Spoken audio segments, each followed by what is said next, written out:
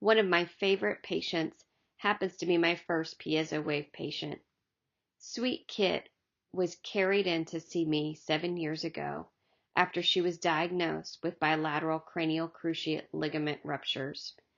Surgery was not an option for her family due to financial concerns, but they did not want to say goodbye to their sweet, hardworking girl.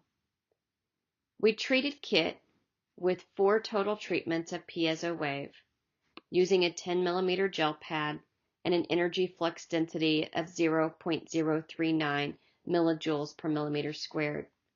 She was given 750 shocks on each stifle at a frequency of 8. After 2 treatments, Kit was walking. In 1 month after completion of her treatments, she was back to herding livestock on her property. Kit is still doing great.